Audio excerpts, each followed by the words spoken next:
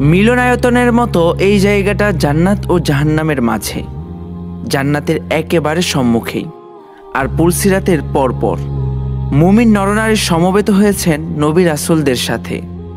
এখানে বিনা হিসেবে পরিত্রাণ পাওয়া মানুষ আছে, আছে জিন, বিচারের মুখোমুখি হয়ে আসা ব্যক্তিরাও আছেন, আছেন মাত্রই ক্ষতবিক্ষত হয়ে পুলসিরাত পাড়ি দেয়া মানুষরা। আজ এখানে যারা পৌঁছতে পেরেছেন তাদের সবার উপর আল্লাহ রব্বুল ইজ্জত পরিপূর্ণ সন্তুষ্ট ছিলেন। এর পিছনে তাদের কোনো অবদানই ছিল না, একমাত্র আল্লাহর সন্তুষ্টই তাদেরকে এখানে এনেছে। সবাই প্রতীক্ষায় আছে, না জানি কি হবে এখন।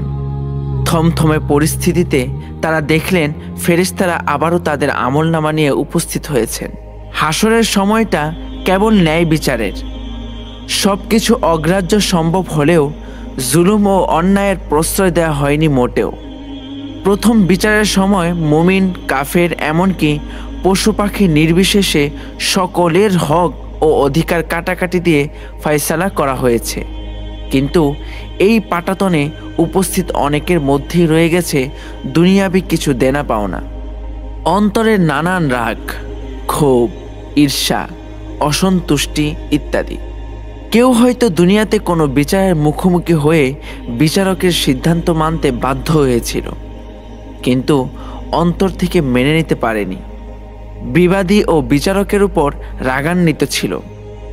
আজ এখন এই ধরনের মন কষাকষির নিষ্পত্তি করা হবে, কারণ জান্নাতে এসবের স্থান নেই। শুরু হলো পারস্পরিক বোঝাপড়ার বিচারিক প্রক্রিয়া। শহীদ সিদ্দিকিনরাও এতে সামিল। তবে এখানে আমল দিয়ে দেওয়ার বাধ্যবাধকতা নেই, কিংবা অন্যের পাপ বহন করে প্রায়শ্চিত্ত করার দরকার নেই। তবে জান্নাতের সুযোগ সুবিধা কম ও বৃদ্ধির মাধ্যমে এসব বিষয়ের ভারসাম্য করা হচ্ছে। কেউ নিজ থেকে ক্ষমা করে দিচ্ছেন, কেউ বিচার প্রক্রিয়ার উপরে সিদ্ধান্ত ছেড়ে দিচ্ছেন। এখনো সবাই নিজ নিজ চিন্তায় মশগুল যেন। জান্নাতে প্রবেশের আগ পর্যন্ত দুশ্চিন্তা থেকে রেহাই নেই।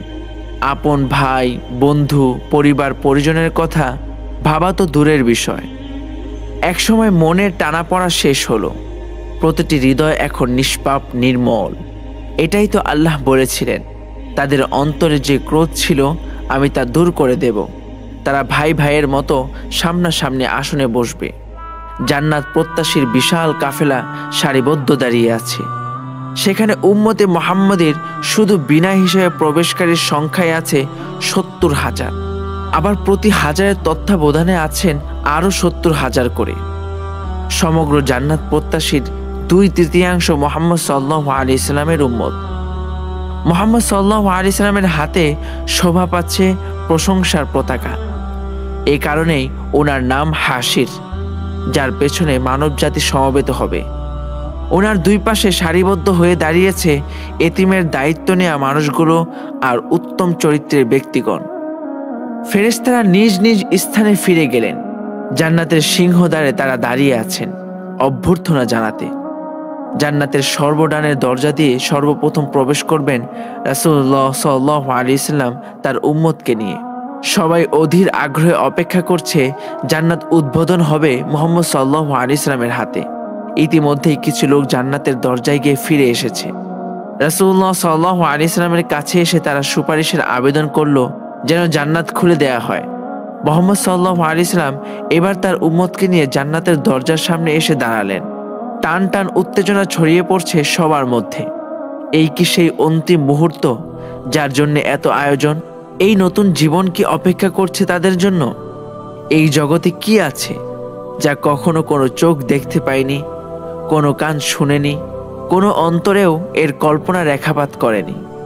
দরজার কড়া নাড়লেন আল্লাহর প্রিয় হাবিব মুহাম্মদ সাল্লাল্লাহু আলাইহি ওয়াসাল্লাম।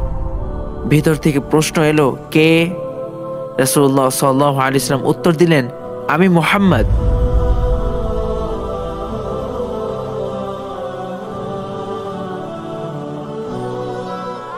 উত্তর এলো, আপনি ছাড়া আর কারো করাঘাতে জান্নাত খুলে দেওয়ার অনুমতি নেই। আপনি সেই জন যার অপেক্ষায় জান্নাতের উদ্বোধন।